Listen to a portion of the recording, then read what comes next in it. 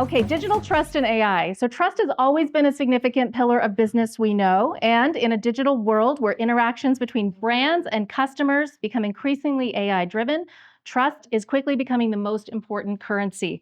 So today, with Christina Hirsch, who's the EVP and President of the Board of Swisscom's digital trust business, we're going to discuss the technological innovations and organizational practices needed going forward to separate truth from fake content and use AI in a transparent, conscientious, and reliable way. So welcome, Christina. Thank you. Welcome. Thank you. Okay, and this said Fireside, and it's definitely chilly in here. Yeah. So as we get going, all right, Christina, first question, how does the rise of AI impact digital trust from your perspective? I believe they're going very complementary. I think that the rise of AI brings a lot of opportunities. It makes life more convenient. We just heard some fabulous examples how life becomes easier for us. But nevertheless, I think we've had loads of information on the internet.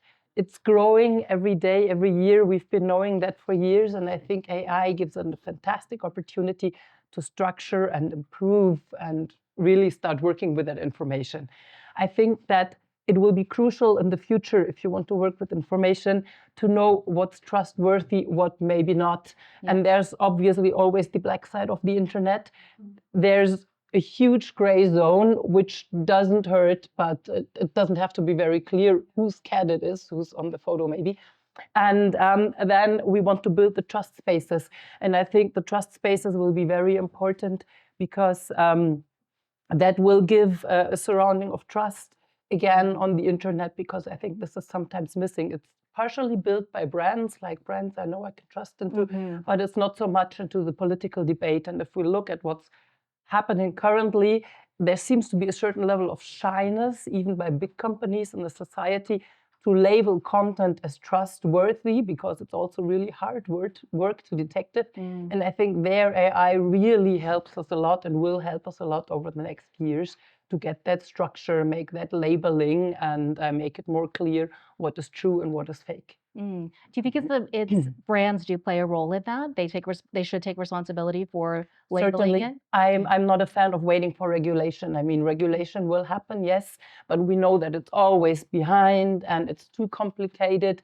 It's differently in every country, of course, so it makes business very complex. So I think the easiest world in AI for me would really be if the big brands would take the responsibility and create the trustworthy space, yes. Okay.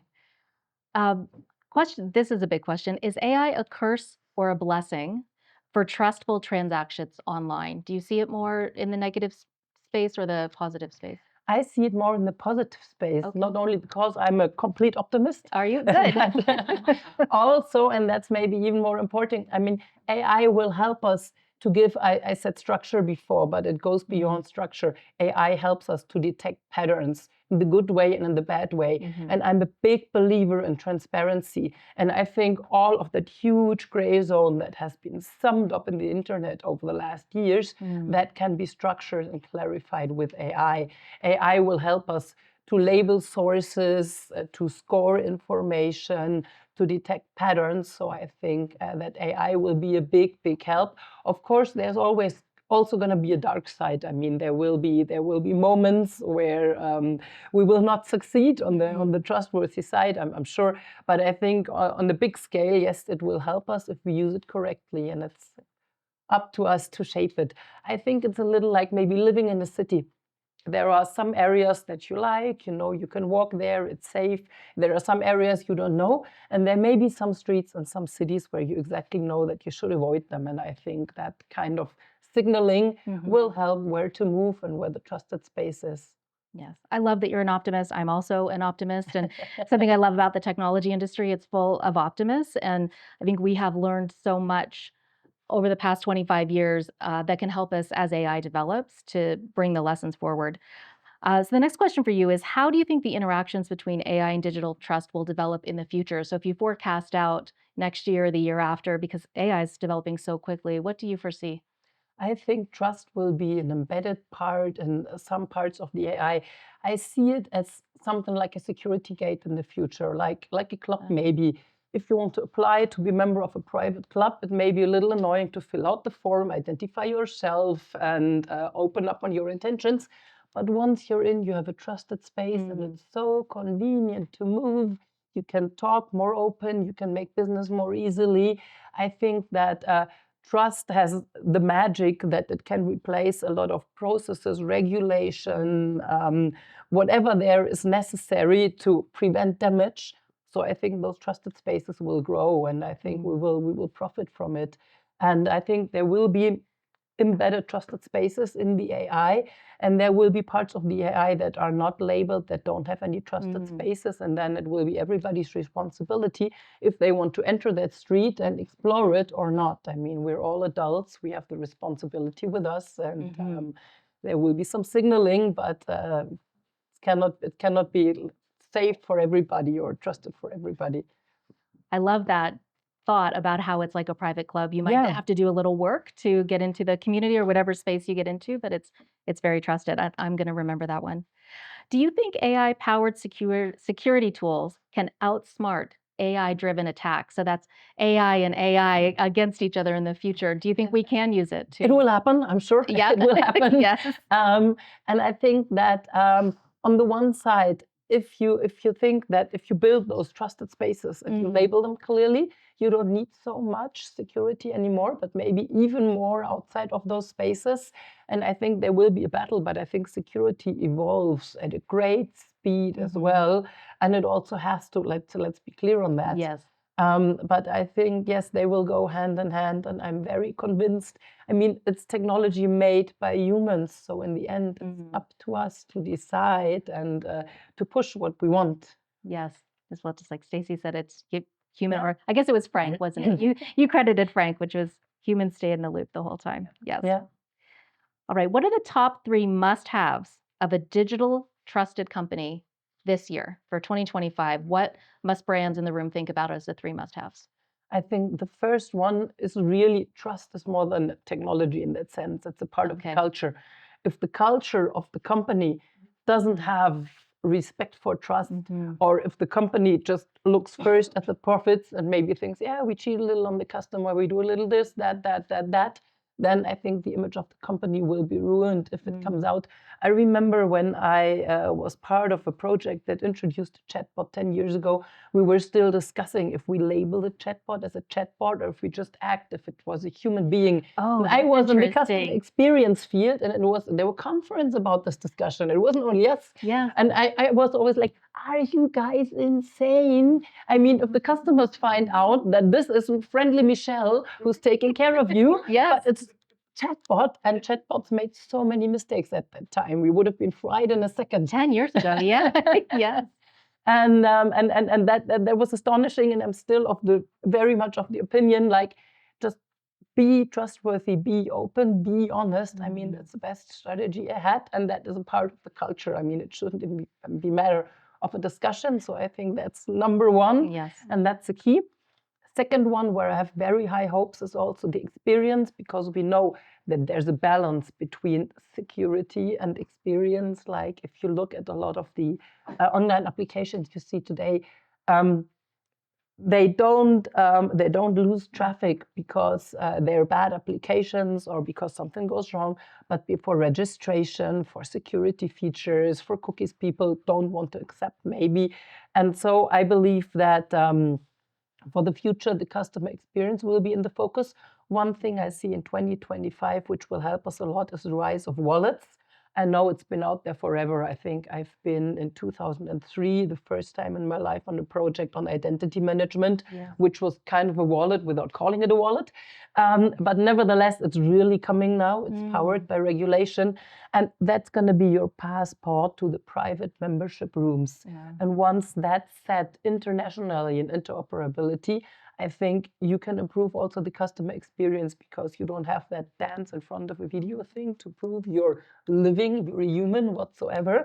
You can just show your passport, like at the security gate of the airport, and you can walk in. So I have very, very high hopes on the experience, and I can just recommend any company to watch this. Okay. And the third one is really shape it. I mean, it's not the time to sit and wait for things to happen. I think we have a huge responsibility as technology companies, but also as companies which are not rooted in the technology space. There's so much new technology to work with. And I heard that the AI even had their roots in the 50s in recommendation engines. Yeah. Then with Netflix, the recommendation engines came back, sort of with TiVo in the US. We never really had it in Europe. And so out of the recommendation engines, we have AI now. So it's been developing for 70 years. It's not such a new thing, but it's successful now. And this is why we have it on 90% of the agenda items, because we believe it will change. And I want to close this with a picture in your mind. I'm sure you heard about the huge process and production cycles with Kanban and optimized processes and delivery on time.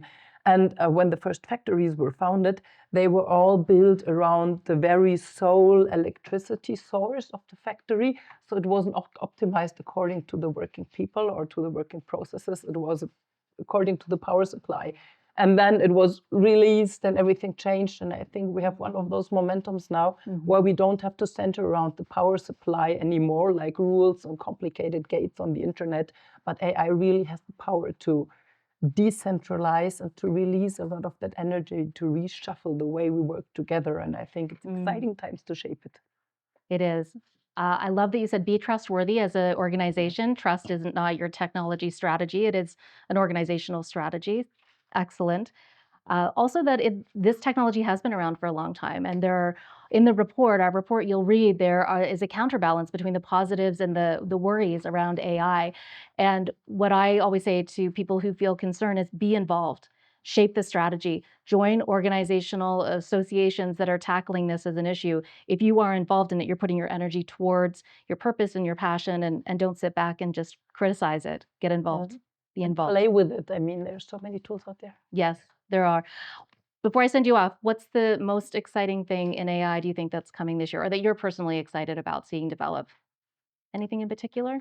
Yes, well, actually, I totally believe that we have better sources of trust again. And I only started this role in September, and a big inspiration was my goddaughter. We had an intense discussion when she was 15, and she said, well, you know, me and my friends, we don't really discuss politics, because when everybody has an opinion, we just open our phones, we ask Google, everybody has their opinion confirmed, and then the discussion is over. And when I was 15, like the right-wing parties came back to Germany, we went to demonstrate, and it was a big fuss. And I thought it was a little sorry, because she misses a part of her lifestyle. It was a part of mine in a way.